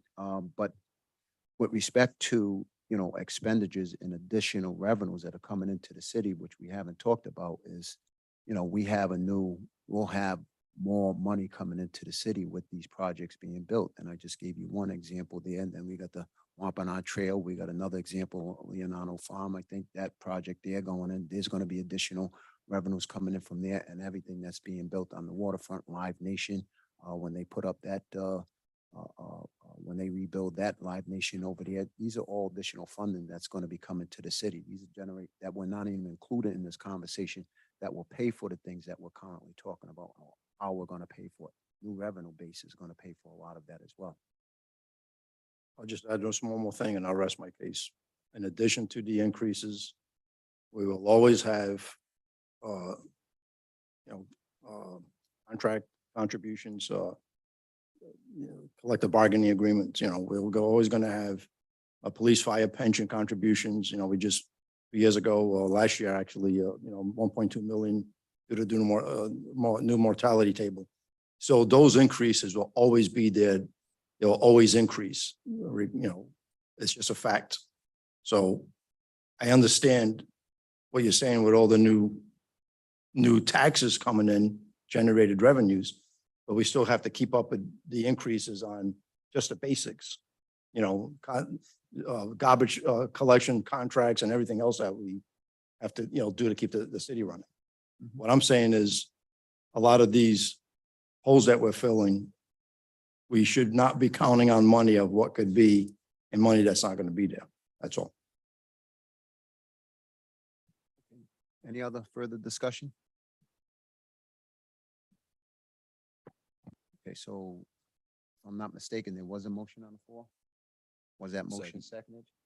Yes. Okay, all right. The motion was Council Vice President Rodrick and seconded by Councilman Cahoon. Or The number was the amended amount of $212,609,094. reflects the amendment. Roll call vote, please. Yes, sir. Councilman Cahoon. Aye. Councilman Morato. Aye. Council Vice President Rodrick. Aye. Councilwoman Souza. Council President Brito. Aye. Next item, please. Next item, second passage, an ordinance of the City Council of the City of East Providence ordering the assessment and collection of property tax on the rateable real estate, tangible personal property, and an excise tax on registered motor vehicles and trailers. Move to approve. Second. This is a public hearing, so before we have a vote, this is second passage. Anyone wishing to speak for or against this passage, please approach your podium. Again, this is a public hearing. Anyone wishing to speak for or against this passage or ordinance, please approach your podium. If not, public hearing is now closed. You have a motion on the floor by Councilman Cahoon, seconded by Councilwoman Souza. Deputy Clerk, may we have a roll call vote, please? Yes, Mr. sir. President, just for a quick discussion, Sure. I just want to make note that, about 5 years ago, I worked on trying to address the tangibles, because that has been an ongoing issue in the city for a lot of businesses, even people considering to come into the city. That tangible tax is, in addition to all the other business taxes and all the other permitting and everything else that they pay, is something that is a barrier, difficulty, and hardship for a lot of businesses in the city. So we did work on trying to, we were able to decrease it at one budget, and then it went back up in the other direction. I really would encourage the council moving forward to try, and Malcolm, for us to try to work collectively and trying to figure out how we can address helping businesses in the city, and what we can do with tangible taxes. I know that it's a balancing of the other percentages throughout the city, with the property tax and real estate, and now we don't have the motor vehicle, but I mean that's a hot topic for a lot of businesses. And I really think that the city and the council should really work to try to address that moving forward. And in a year, which you have a revalve done, which is the current year we're in, you are allowed to change the tax structure within personal, tangible motor vehicle. For, if it's not in a revolve years, they all have to go up or down the same percentage. So it does give you the ability to change that in a revolve year. So in about 6 months, that's when you'll have the chance to do that. Okay. So when Councilwoman Souza brings up, I think what is an excellent point, because when we see this reevaluation come through, what we're going to experience is residential taxes, property taxes increasing based on increased values of homes. We're going to see commercial taxes not go up all of that much because there hasn't been a whole lot of movement of commercial property. And that was our concern last time when we asked the General Assembly to allow us to delay it 1 year. I think we're in a very similar position. I think there are a lot of empty storefronts. I think there are a lot of commercial property owners that are refusing to sell for one reason or another.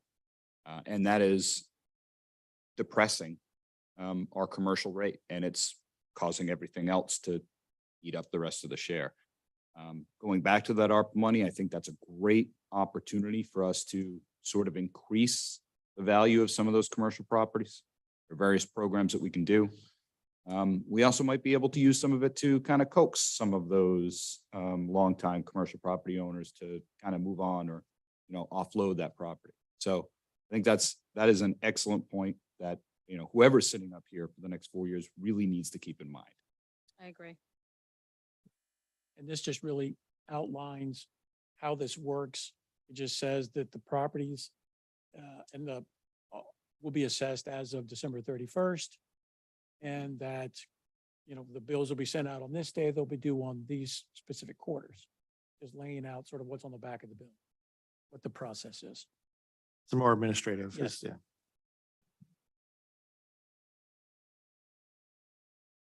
Any other further? That's all I have. Okay, so we do have a motion on the floor by Councilman Cahoon, seconded by Councilwoman Souza. Deputy Clerk, may we have a roll call vote, please? Yes, sir. Councilman Cahoon. Councilman Morato. Aye. Council Vice President Rodrick. Aye. Councilwoman Souza. Aye. Council President Brito. Next is an ordinance. It's an ordinance and amendment of Chapter 18 of the revised ordinances of the City of East Providence, Rhode Island, 1998, as amended, entitled Vehicles and Traffic. The summary is Section 18-307, no parking on Roger Williams Avenue on the west side from Wilson Ave north for 135 feet. The sponsor is Council President Brito. The ordinance read, Roger Williams Avenue on the west side, from Wilson Avenue north of 135 feet, right across from Dalton Street or Dalton Avenue. Just requesting a no parking sign. Went through all the information last council and just looking for approval on this for second passage. This is a public hearing at this point in time. So before we go into council discussion, this is a public hearing. Anyone wishing to speak for or against this ordinance, please approach the podium for further discussion. Again, anyone wishing to speak for or against this ordinance, please approach the podium. If not, public hearing is now closed. At the council would like to have a discussion on this at this point in time. I'll leave that open. Mr. President, I move to approve. Okay, we have a motion on the floor for approval. We have a second on that motion. Second. Deputy Clerk, may we have a roll call vote, please? Yes, sir. Councilman Cahoon. Councilman Morato. Aye. Council Vice President Rodrick. Aye. Councilwoman Souza. Aye. Council President Brito. Aye, thank you. Next ordinance, please. Next is an ordinance and amendment of Chapter 16 of the revised ordinances of the City of East Providence, Rhode Island, 1998, as amended, entitled Taxation. The summary is Section 16-16, Authority of City Assessor to reduce assessed value of real property taxes, exempt property, or excise tax for veterans. The sponsor is Council President Brito and Council Vice President Rodrick. Mr. President, I've submitted a recusal form for this item. I'm going to step down. Councilman Rodrick, you want to take the lead on this? We talked at length last meeting. I joined with you, Council President, on bringing this forward. We had heard from Mr. Anthony Ballerano of Riverside, who's veteran who came forward and there was unanimous consent for passage at that time. So I have nothing to add. It seemed to be a win-win, especially for the veterans of our city. I'll just read section one. Section one is 16-16, the title authorization authority of the city assessor. The article 2 entered entitled property exemption for veterans and persons 65 years of age and older for chapter 16 on a revised ordinance of the city of East Providence, Rhode Island, 1998. So this is essentially where assessing property, I would say, you could probably elaborate on this more. The assessor is hereby authorizing a grant to exempt in the form of a reduction from assessed value in amount of $27,900 from property taxes or any other person 65 years of age or older. This is a public hearing at this point in time. This is for second passage. Anyone wishing to speak for or against this ordinance, please approach the podium.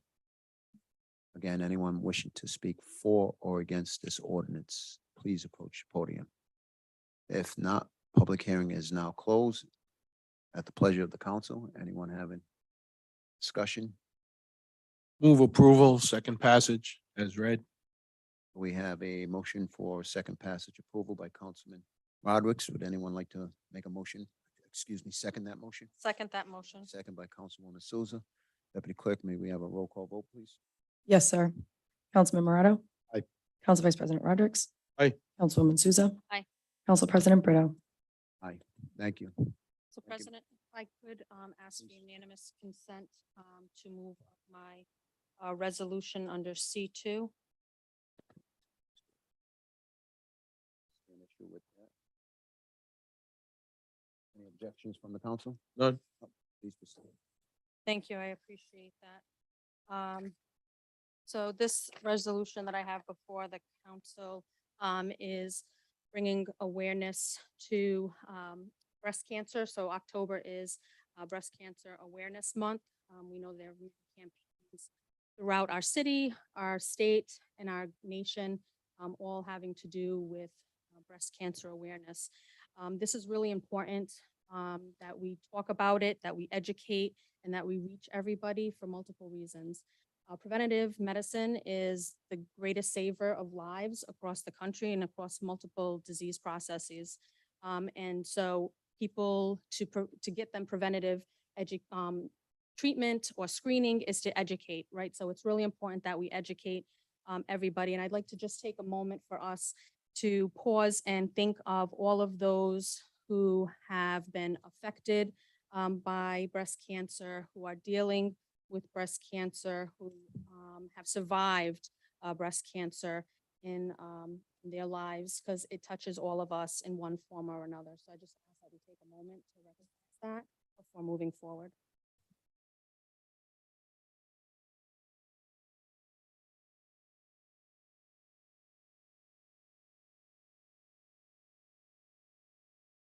Thank you.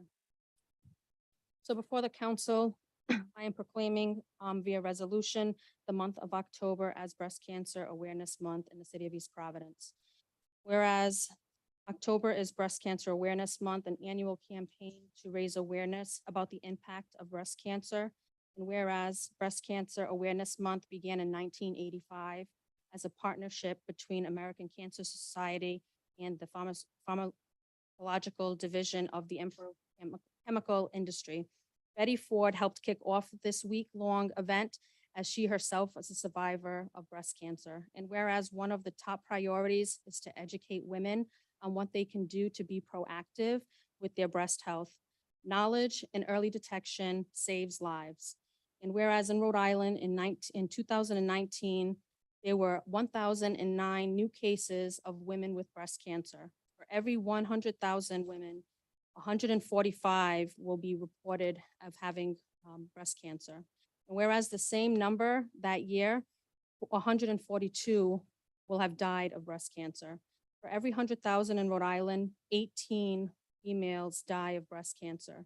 In Rhode Island, among females, all races, all ethnicities, 5-year relative survival rate for all stages of breast cancer was 94.2%, and that's directly related to preventative awareness.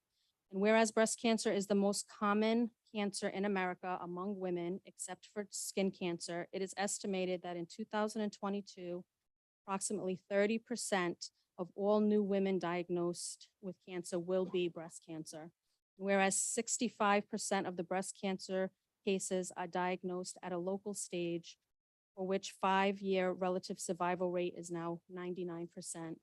Whereas in 2022, an estimated 338,900 cases of new breast cancer were diagnosed in the United States, 43,550 women will die from breast cancer in the US.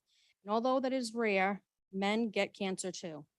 And in 2022, an estimated 2,710 men will be diagnosed with breast cancer in the United States, and approximately 530 men will die from breast cancer.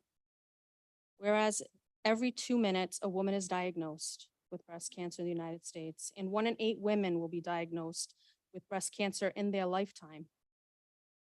While we can't prevent cancer from happening, it is important that we be proactive in our health. And with over 3.8 million breast cancer survivors in the United States today, we resolve the City of East Providence to proclaim the month of October as Breast Cancer Awareness Month in the City of East Providence, and urge residents and citizens to continue to rise and ensure that every woman has access to screening and that they're provided with the education and the support they need so that they can also survive. Thank you. Thank you, Councilwoman. So I make a motion to approve the resolution as read. Second. Deputy Clerk, roll call vote, please.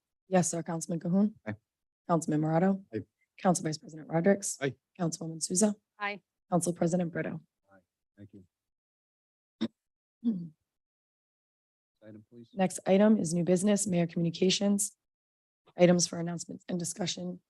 Napoleon Gonzalez. Good evening, members of the council. Mic on? It is. It's on, sorry. The Honorable Mayor Roberto De Silva claims the month of October 2022 as Breast Cancer Awareness Month. We encourage all women to learn about their risk for breast cancer, talk to their healthcare providers about recommended breast cancer screenings, and be screened with clinical breast exams and mammograms as appropriate. The Honorable Mayor Roberto De Silva will claim September 15th through October 15th, 2022 as Hispanic Heritage Month. City of East Providence is home to a growing population of Hispanic people. We urge our entire community to join us in celebration of Hispanic Heritage Month. Yesterday, there was a community meeting at the Fuller Creative Center in regards to the improvements at the Kent Heights Recreation Facility, which involved discussions about resurfacing the basketball and tennis courts, an ADA perimeter walking paths, ADA compliant play equipment, perennial gardens, shade trees, benches, and bike racks. We encourage anyone looking for updates about the improvements to contact the mayor's office. I think Malcolm Moore is next. Director Moore.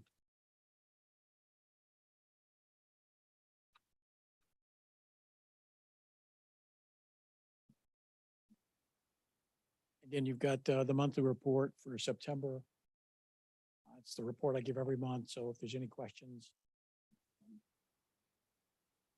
I can try to answer them, or I'll get back to you if I don't know the answer off the top of my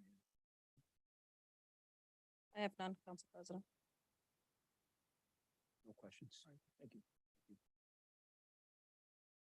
The last announcement from the mayor's office, the Mayor Communications, is East Providence Police Explorers received $2,000 donation from Bethany of the Nazarene Church. That concludes our presentation. Thank you. Next item, please. Next item, reports of other city officials, report of the city solicitor, claims committee report, and also the report related to the ARPA funds authority and allocation. Thank you. As you know, the council met as a claims committee prior to this meeting, executive session. They approved a claim and they approved a credit in the amount of $655. The claim of Miguel and Mary Ann Grocka, which will be reflected in their next bill. As you know, Councilman Morato asked at the last council meeting that I provide him with him and the council with a memorandum regarding the use of ARPA funds. I believe that memo was distributed to the council on Monday. I think it's pretty self-explanatory. I'm happy to answer any questions if you have any. I just have one question for clarification. This was a little confusing for me, actually. So in the second to last paragraph in the conclusion, if the council or a council wanted to allocate opera funds through an ordinance or a specific project, does the council have that ability?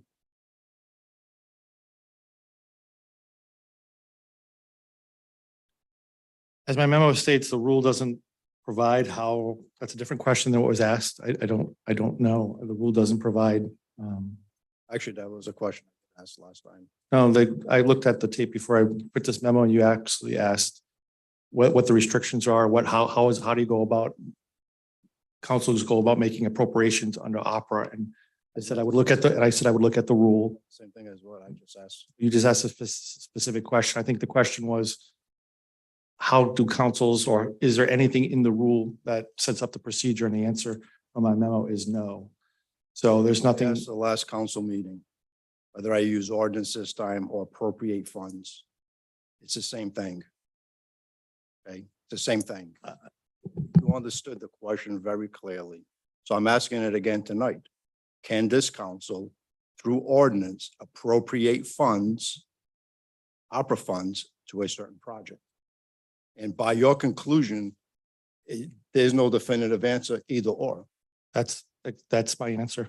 So by that, I say that if the council level wanted to do that, we have the ability to do that because it's not written either way. That's your interpretation. I would think, 1 second, Mr. Morano, it's my interpretation as well. no, I'm just going to add that as long as we follow the rules of what the opera funds are for, and we have those lists, we can, as the financial arm of the city, I'm sure we can, appropriate funds. Correct. And that wasn't the question. I understand that. You only use it for certain, Yeah, certain things, designated, whatever, sewer infrastructure, coastline, whatever else is listed. But I got my answer, so I'm satisfied. Next item, please. Next item, resolutions for discussion and possible vote. The first one is resolution authorizing the mayor to enter into a contract for the purchase of 3 police vehicles for the police department. Sponsors, Council President Brito. Resolution reads actually that the City of East Providence Police Department is looking to purchase 3 2022 Ford Interceptors, all-wheel drive, hybrid SUVs. And the total price of these vehicles, that would be $180,103.05. Again, $180,103.05. This will come out of the forfeiture account. That's correct, sir. That are known as the Google account, so it doesn't have effect on the actual police department's budget, or it doesn't come out the actual overall budget as a whole. If you wanna, did you These, say anything about it? These are 3 2022 police interceptor cruisers that will be used as our frontline cruisers. They are very, very difficult to come across these days. Initially, our other vendor told us we'd have to wait a year. These 3 came up. It was pretty good timing. Another agency ended up not purchasing them with a similar paint scheme, so we were able to try to move on them. Also, the 2023s are going up by $7,000. Saved us $21,000 on 3 cruisers. And that other agency is the Boston Police Department, I believe it was Greater Sudbury, Boston Police.